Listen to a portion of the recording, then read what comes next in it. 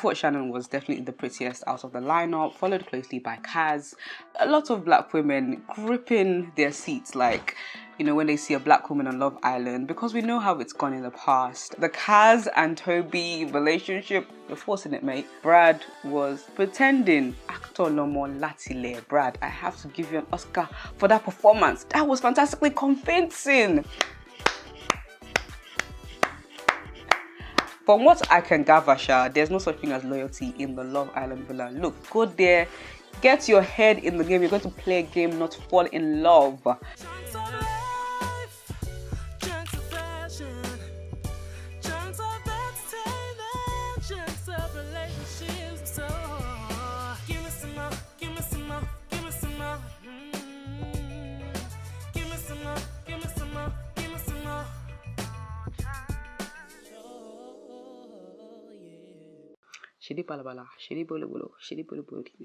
Chunks of life, fashion, entertainment, relationships. No chunk show. You're not gonna focus? Go focus, lyric copy, man. Anyway. Hi guys, welcome back to the Mo Chunk Show and welcome to another installment of Chit Chat with Mo. Slight crossover, doing a mini series within Chit Chat with Mo called Islanders, where I will recap on a weekly basis what's happened in Love Island, my thoughts so far, and all that great stuff.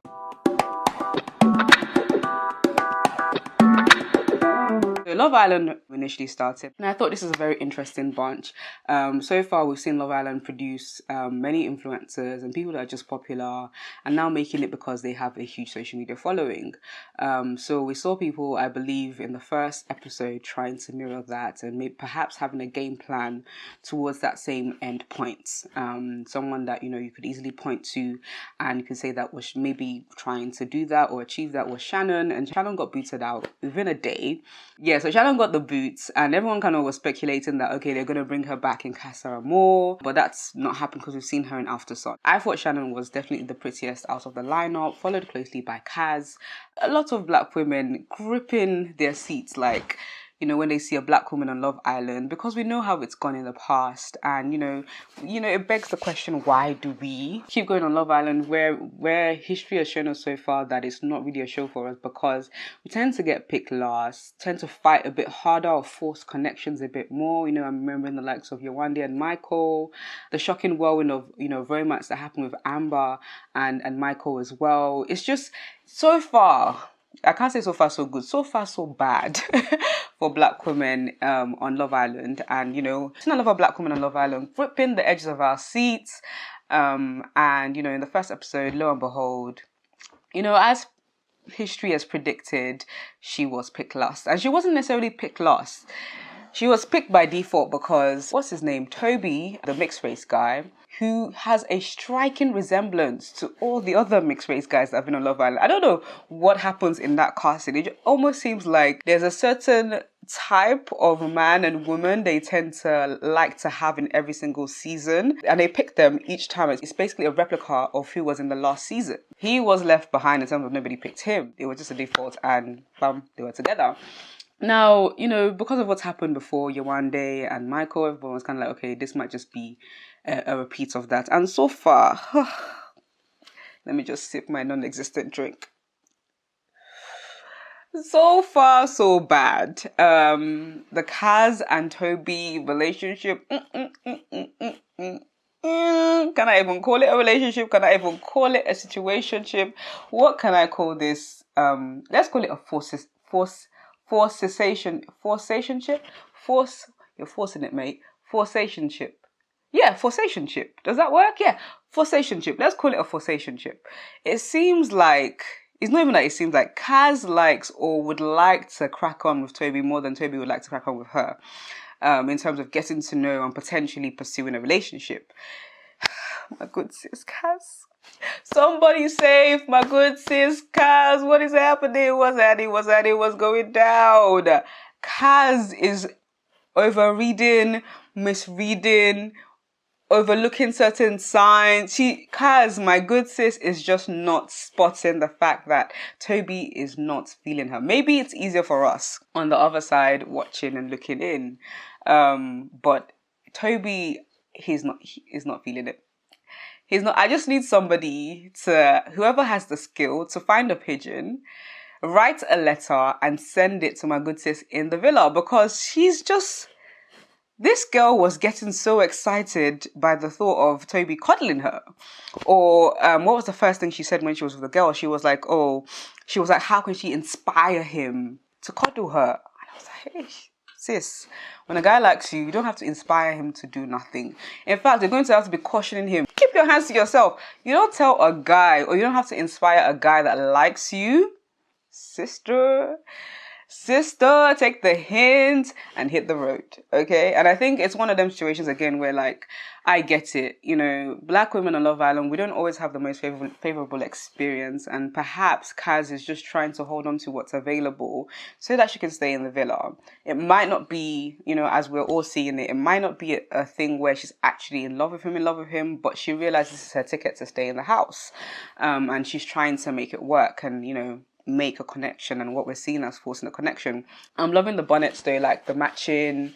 She's a really pretty girl, lovely bubbly personality, amazing body. Have you seen the state of her body? If I beat it, I ain't wearing a Johnny. Yeah, her body is phenomenal. So let's move on from kind of Kaz to my good sis Rachel. So I was like, whoa, not one, but two black women in the villa in the first week.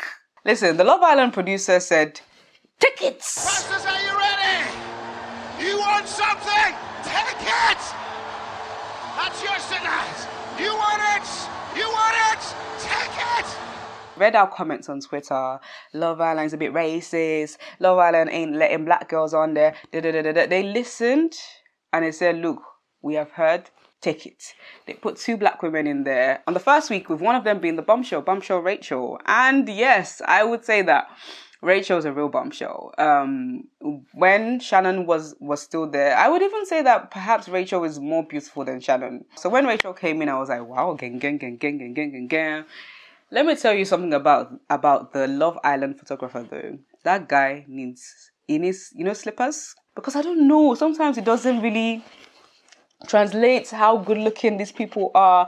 But then again, I'm like, is it because our generation and Instagram, we're so used to filtering things that we don't know what people look like in pictures anymore? Or is it just violating? You guys let me know in the comment section down below, because I'm like, it's different. Even some of the white girls as well, Lucinda, which I'll come to later, I was like, Lucinda looks better than this on her Instagram.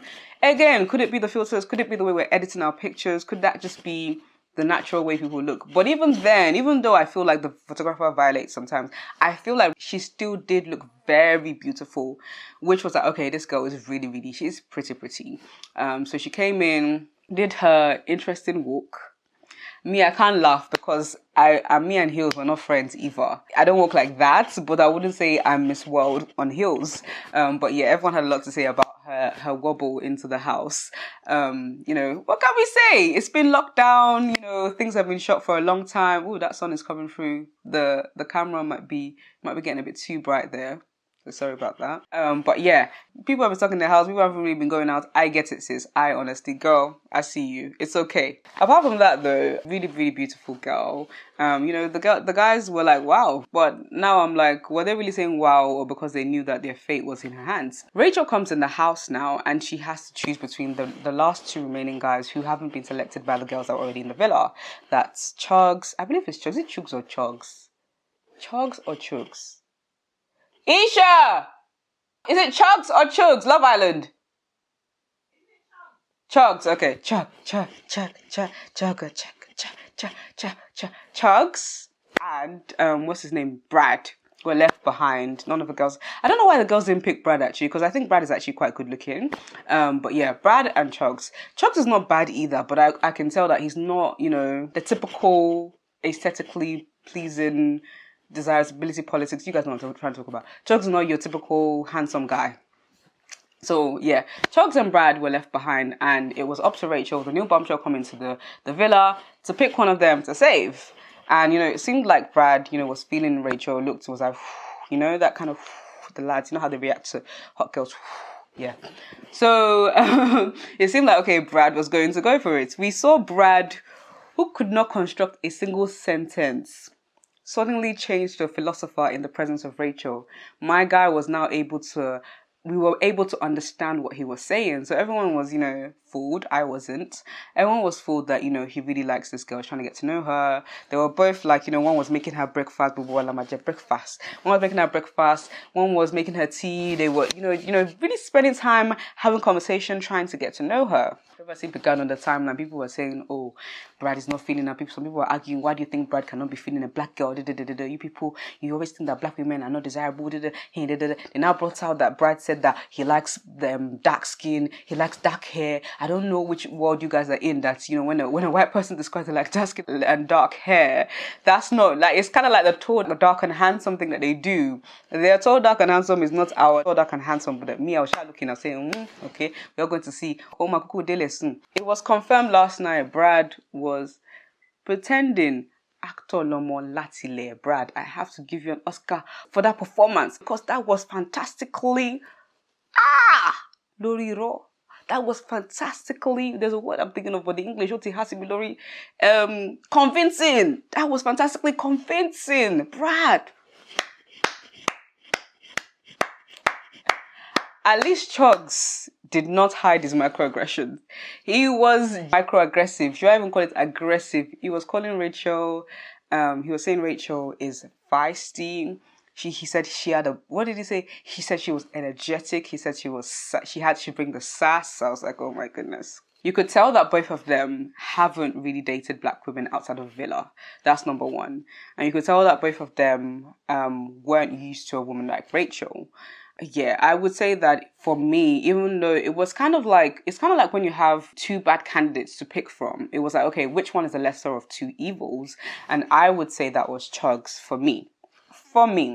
I would say that, Chuggs, he seems like a more decent guy. I feel like Chuggs would not do what Brad has started to do the minute Chuggs left the villa. So what now happened was Rachel picked Brad to stay in the villa. I was like, oh my goodness, bad move.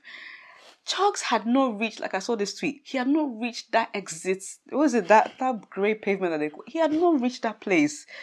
Brad was already telling Rachel, I think you should maybe crack on with other guys. I said, oh, Holy Ghost. Holy Ghost. Come, just please come and intervene right now. This guy was already trying to friend zone her, and the other lad that she didn't save had not left the villa. I could not believe it. I just have to sip right now. I couldn't believe it. Brad. No. Well played. Well played, Bradley.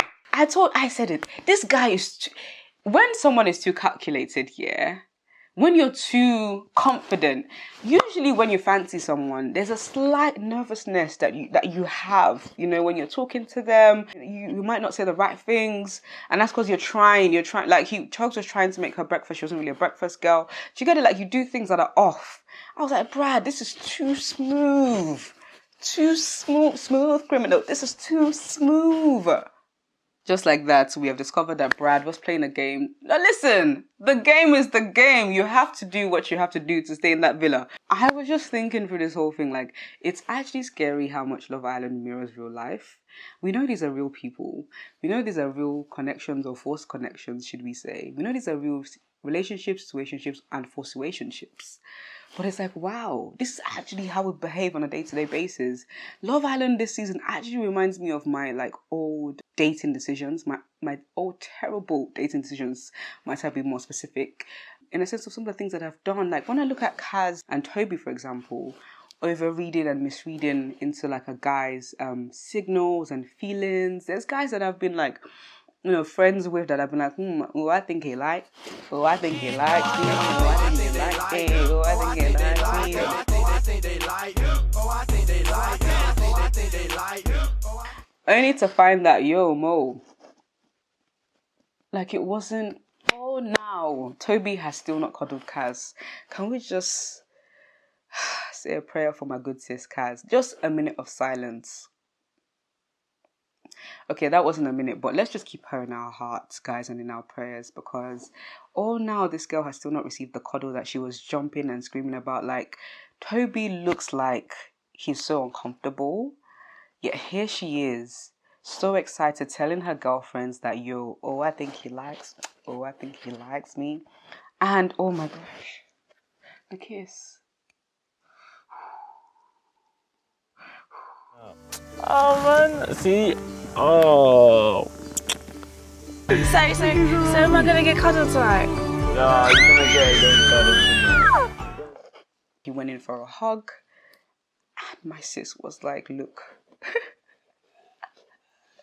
She stuck her tongue down his throat. And my guy was like, even before he went in, it was like, oh, I'm just like, Kaz, how did you miss that? Well, what I was saying was, I've been in situationships like that, or forcationships, where I've been forcing it and thinking this guy likes me and really trying my hardest. I think one of the biggest L's I've taken in that kind of department was, a guy was like, don't want a relationship, kind of like Liam and Faye, I believe, that's having that same situation of drama. Or no, is it Libby? Jake has told Liberty it's alright to crack off with other guys, right? And when you're already overcompensating. So I've been in that kind of situation where a guy was like, no, I don't really want a relationship, and I thought, okay, let me go to his house and make him fried rice. As if it's by fried rice that somebody will fall in love with you. Can women just wake up? What is this nonsense that we are doing? Sissy girls down by minus 100 points. I did the fried rice. More garnisher, man. I put prawn, chicken pieces. The way I flavored that fried rice, my goodness. Still, it's not by fried. If a guy likes you, he likes you, and he will make it very clear that he likes you. So let's stop. If this is a lesson to anybody, let's just stop overcompensating when a guy hasn't clearly stated that he wants to pursue you. I think that's a mistake a lot of us make. So it was really scary watching that, like, wow, when you're seeing yourself, like, oh my gosh, Mo, this is how stupid you used to be. Some of us might be silently judging Kaz, but let's be real, a lot of us have been Kaz in our lifetime. Another one that I would say that, this really happens in real life is that sometimes, with the whole Rachel, Chuggs and Brad situation, in life, I think sometimes for different reasons, people want certain things. In this case, I would say, they want the bag. They want to win Love Island. So they did what they had to do. In real life, it might be sometimes you want companionship, sometimes you want connection, even if that's not the actual person you want, or that's not naturally who you would go for, or that's not naturally your type. Brad and Chuggs did what they had to do to get Rachel's attention, but had either of them been left in the villa, perhaps they would have, perhaps Chuggs would have as well. But Brad is clearly displaying that he's going to go for what he actually wants, or his preference once they become available. Don't men do that in real life? Even women, don't we do that in real life where it's like, this isn't actually who you want, but for the time being, to pass time, let me just, I would say that, I don't think Brad is feeling Rachel. I think Brad is definitely going to dump her because two blonde girls, two blonde bombshells, me too. Two blonde bombshells. They showed us first look. They're coming into the villa, and these boys are gonna lose it. I'm gonna lose it. The boys who their types is blonde. Oh my gosh, talking about Jake. Oh my gosh, I think even Brad. I think even Aaron. Prayers up for the ladies, because I feel like once they come in, it's gonna be like Hunger Games. They're going to be fighting, especially for what's her name. I said her name at the start. Lucinda, baby. Lucinda, baby. Fine lady. Fine lady. Lost my train of thought again. I do this a lot. I do think Brad is going to dump Rachel. I already said that. Try and crack on with other guys. Again, I get it that they're in a Love Island villa. It's quite normal language for them to use. However, from what I know about men are very possessive over what they love and what is theirs. I've even seen situations where a guy might be in a relationship, have a side chick, and still not permit the side chick to see other men because of how he feels about the side chick. I'm not saying it's love, but when that's his. Do you understand? Talk less of somebody you're meant to be getting to know. If a guy tells you or advises you to go and see another guy, just know that he's not that into you. And I've been through this again. I was like, wow, look at my L's being depicted on national television. I was in a situation like that before, where, funny enough, like Rachel and Brad, the guy was a younger guy, was about 3 years younger than myself. Initially, I was like, this guy, oh my young, you know, waka agree, but young guy. But anyway, we started talking, you know, really, really got on. Chemistry, I thought it was there. And then, like, I remember one time I told him, like, a guy moved to me. And he was like, you know, I was expecting him to be like, you know, I'll fight him, My guy was like, oh, so, like, how did it go? Like, and, like, I remember, like, 2 days later, he asked me again, like, have you guys been speaking? Like, how's it going? Kind of, like, really, like, encouraging me. I was like, are we not moving towards exclusivity? Like, what's happening? What's going on? I didn't really get it. Eventually, that guy did end things with me. And it's a big L. You know L for Ella. Ella Ojukon. It's actually E, but you know what I'm trying to say.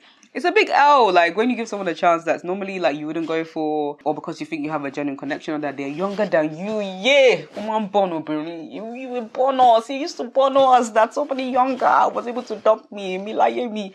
That's what Rachel is feeling right now.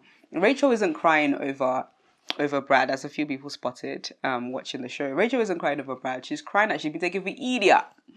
That's how she's feeling right now.